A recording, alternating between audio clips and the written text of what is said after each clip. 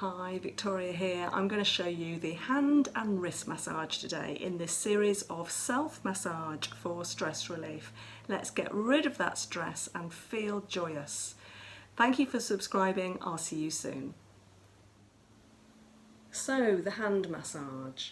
So you want to be using one hand on the other and then alternating. I'm just going to show you one hand and wrist today, but by all means, please copy the procedure and then follow along and repeat on the other side. So first of all, you just want to be introducing one hand to the other and warm it up. Feel, first of all, connect with your wrist, your hand, and feel where there might be any tension and stiffness or any pain, soreness.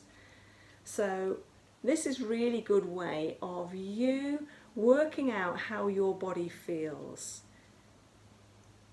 So mine aren't too bad. I use my hands a lot with my work, obviously, and so I imagine that there would be some tension there in muscle tension and stiffness, or even lack of mobility, flexibility, but that feels okay, that feels good. And then we want to be rotating that hand. Okay, rotate it all the way around and back the other way. That's good. Is there any clicks and crunches? Does it feel like it's hindered, like it's stopping at a particular point and won't go past it? Maybe you want to introduce your other hand at the same time. Might as well get some action and flexibility into both hands.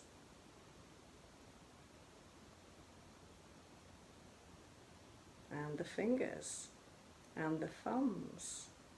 Stretch them out. So let's continue with the stretching, and first of all we're going to do 2 fingers at a time and just press them down. Okay, only go as far as this feels comfortable. You know your own limits, you know what feels good, and maybe next time you'll be able to go marginally further. And then the next 2 fingers, so I'm repeating on the middle finger there, and the next 2 I'm repeating on the ring finger. And now let's do the thumb on its own. Okay, the same for those index and middle finger and the ring and the little finger. And now let's do them individually. So one down, or you can feel it a lot more when you do one finger. This is really good to stretch it down. We're going to be stretching in the other direction in a moment. Oh, and breathe into that. I can feel that all the way up into the wrist. And the ring finger, the little finger. So let's go the other way. So I'm going to pull that thumb back slightly. The ring finger back, I'm doing it on its own. The middle finger, oh, that feels great.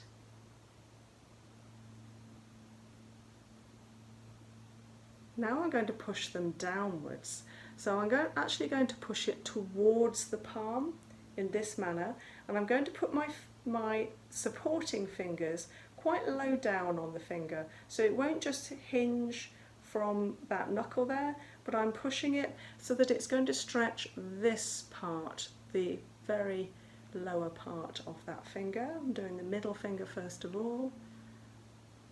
Now I'm doing the ring finger, so pushing it down from the base of that finger. That feels great. I mean, sometimes you might feel that it's actually stretching the skin more than it feels like it's stretching the soft tissue and the muscle, but it is definitely stretching so much more than you feel. And then the little finger is much easier to do. There was a little click when I did that, that's good, obviously needed it.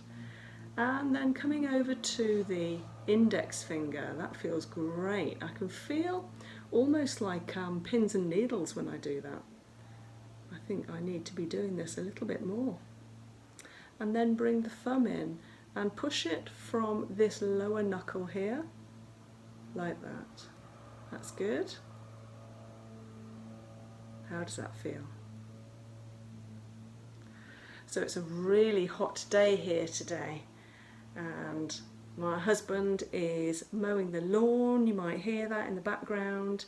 It's about 30 degrees here in England, and feels really hot outside. It's nice. Okay, stretch those fingers out and give it a shake. Shake off any of those toxins that you've got moving, because it's all to do with psychological as well. This isn't just a physical treatment you're giving to yourself, this is psychological. You're getting rid of any thought processes, patterns, and any negativity that you don't want to hold on to. Get rid. Okay, so now we're going to open the palm. So spread your palm out away from you like this, and use your other hand, finger and thumb, to stretch that palm. Okay, maybe a few fingers to stretch it even more. And now stretch the palm upwards. So I've got my fingers on the very top of those pads there, and then stretch it down. Now when I'm doing this for people in my clinic, it's much easier because I can use two hands at the same time. But at least you're doing something, you know? It's nice to be able to do something to help yourself. We're getting rid of all that stress. See it dissipating, it's leaving you, it's going. Wonderful. So that's the open palm technique. And then you might want to slot your fingers in between the other fingers and hold those fingers back. So you're stretching the palm as a whole even more. Can you see that?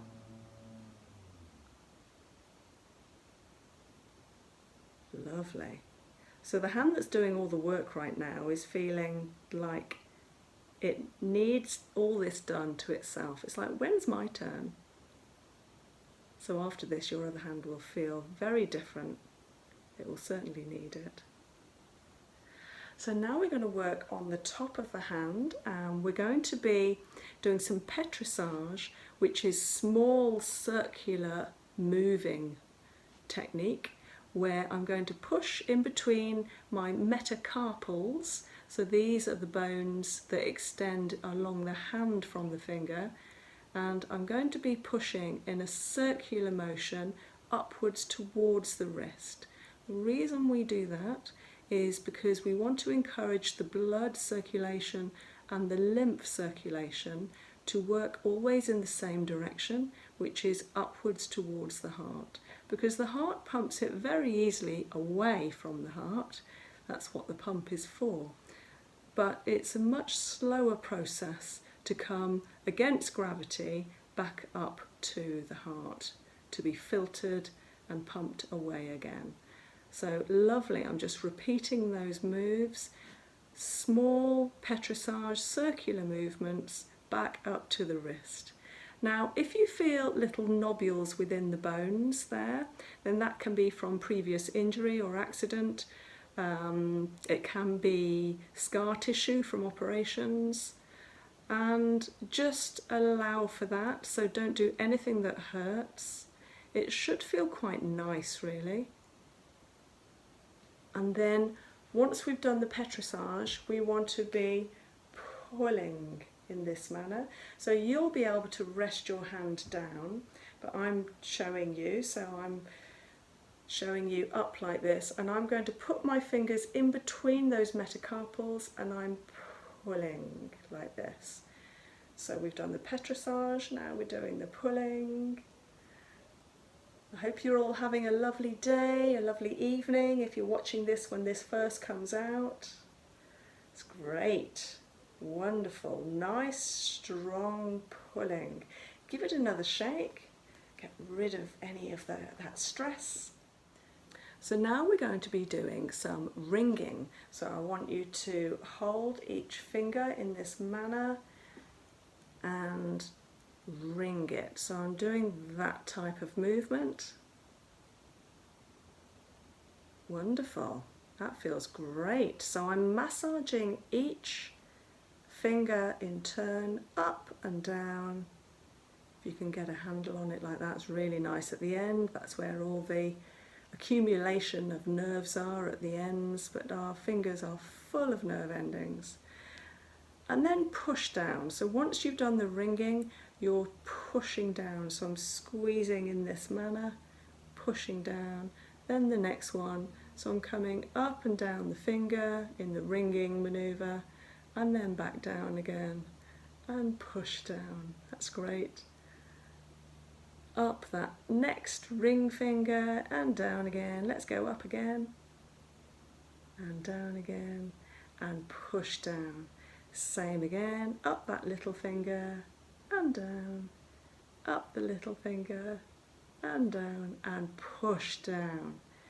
And if any of those feel good and that you feel like you want to continue, please do so, because that's probably your body's way of saying, yes, that needs it, and it will greatly benefit if you carry on with that technique.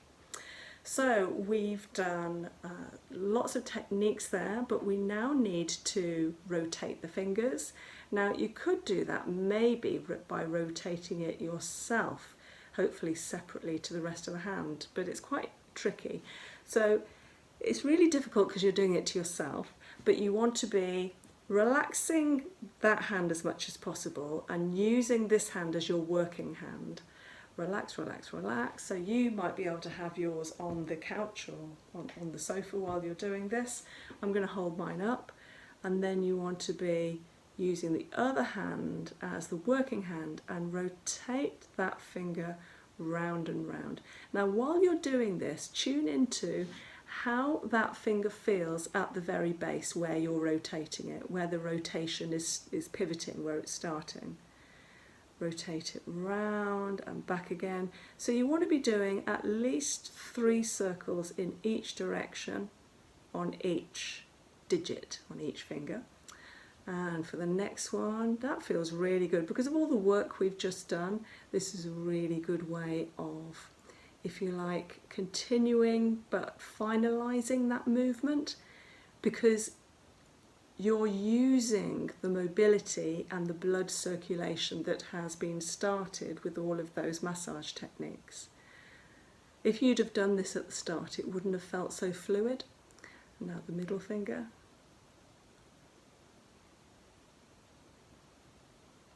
Now when I'm doing this to my clients, the other thing I do, but it's a bit difficult to do it to ourselves, is I hold one base of knuckle while I turn it with the other. I might be able to do that. I don't know if you can do that. So I'm holding my index finger using my middle finger and thumb, and then I'm going to turn the end, and yeah, I can feel some crunching there, so that definitely needs to be done. And then come down and turn from this knuckle here. It's more difficult to do, but maybe you're flexible enough to do this. That's it. Using my little finger now.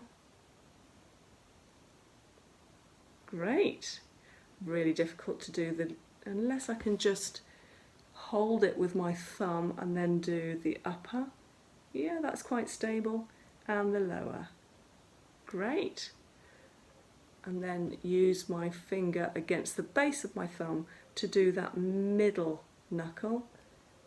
And then the base of the knuckle. This is the thenar muscle here. Ooh, some clicks. Okay, have we done them all? I think we might. Oh, another click in the wrist. So let's come on to the wrist. So first of all, give it a really good massage. So you want to be coming upwards towards the heart. So massage in a like a caterpillar move, where I'm shifting my thumb along and upwards on lots of different lines. So for instance, you might want to split your wrist into 4 lines. In that manner, in this fashion, you're going horizontally. And the pressure is at the moment on the top of the wrist, We're going around that bone. If anywhere here is sensitive because of previous accidents, just be really careful with that. But this massage will really help with flexibility and to get rid of any issues from scar tissue and previous accidents. So please do use these techniques, but use them intuitively, you know, feel how it feels when you're doing it. So I've just done round the inside of the wrist as well.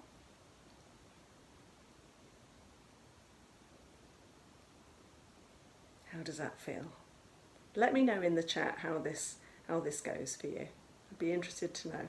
Now we're going to rotate the whole wrist like we did at the start. Does it feel any better? Does it feel warmer and more fluid? Oh, that's really nice. Can't wait to go on to the other hand as well.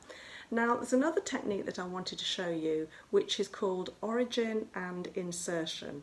And I wouldn't normally put this in because it's a bit technical and I don't know if it's going to be able to relate to all of you, but it definitely related to me. And the story here is I fell off my bike a couple of years ago and landed on my hands, and I did some serious damage, and of course with my work I was very worried. I chipped a bone from my wrist on the right side, and I also chipped a bone from the inside of my thumb where the ligament snapped off the thumb and separated from this area here, the collateral ligament. And so I was set to have an operation, and before I had the operation I got some really good advice from someone that I admire a lot, and they told me to try this origin and insertion technique. So I found out where the start and end of that ligament lay, and then I pressed with 2 fingers on each side of the inside of that thumb knuckle, like this, and I would press several times a day for maybe 30 seconds each time. Now what happens with origin and insertion is I am pressing the start and end of that ligament down because the ligament had become detached, and this can also be applied to muscles. So in core therapy, which you'll have seen on my channel, when someone has a really weak muscle and it's not responding well enough, so for instance I see it a lot with knees, when all the little muscles and the large muscles around the knees, the thighs and the calf aren't attached properly because they've come off maybe from an accident, then they need to be reminded how to attach. So by pressing in this tiny little area here, by pressing down, I'm reattaching, if you like, it's like Velcro, the start and end of that ligament or muscle back onto the bone. And it worked so well that I cancelled my operation. And I'm fine. I haven't had any pain or any weakness in that area at all. I'm very, very lucky. So I'm very grateful to the person that gave me that advice and for this particular technique. So there you go. So push that back down. So if you have an area where the bone, the muscle, the ligament you feel has become detached, you can find out where the start and end of that muscle or ligament is and press them back down. So with the large muscles, so for instance with the bicep, I would want to press here but also here and press them back down again. And sometimes that can work in quite a number of cases, and when it works instantly. You know about it straight away. So if it's something that you feel that you haven't been able to use that muscle as powerfully as you should do, a nice powerful muscle, and you feel there's weakness there, then try that, press on the start and end of that muscle. It's really good if you can do it to someone else, because then you can use 2 hands. I mean, you could do that on your thigh, for instance. 2 hands pressing them down, and then use the muscle again afterwards. And if it's 100% powerful again, it's like, yes, you've managed it. That's a really good technique to use. So we have done cleaning between the metacarpals, we've done wringing, we've done circling. What we haven't done is some pulling. So on this lovely hand we've worked on already, we're just going to gently pull each finger. While you're doing this, take a nice long breath.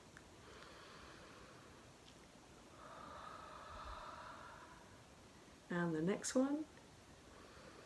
So don't pull too hard, just pull like it feels like you're giving yourself a stretch, but you're not putting too much pressure on there, you're not hurting yourself. Nice long breath. And the next finger, oh yes, I'm getting some clicks. Are you getting some clicks? And the next one.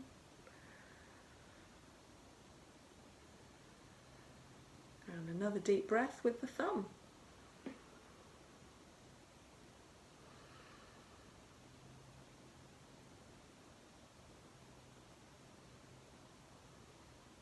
So, as a final movement, I'm just going to show you this wonderful meridian. And of course, by working on all of the fingers, the palm and the thumb together, we have been working on all the meridians. So we've worked on the fire, the air, the water, the ether and the earth. And now we are going to work on that beautiful meridian point, which is just here, and it's called the Great Eliminator. So it's that area of soft tissue, and of course you've got a lot of hard tissue underneath there with the bone and all the joint there, and it's an area just here of soft tissue in the V between the long metacarpal of this index finger and the long metacarpal of the thumb. And you want to press that for about 30 seconds. And this will help to release. And what it helps release are things like colds, toothache and headaches. It also helps release psychologically. So if you've got things that don't serve you anymore, for instance anger or lack of forgiveness, resentment, maybe jealousy or greed, then these negative emotions can be put psychologically into this place, the Great Eliminator, and then out through your fingers and away to be recycled into goodness. The Great Eliminator. Let it go, let it go, let it go. Gone. And you can repeat on the other side. So if you want to now perform all of those moves on your other hand, please go ahead. Thank you so much for joining me, and I look forward to bringing you the chest, the upper chest and the ribs next week. See you soon.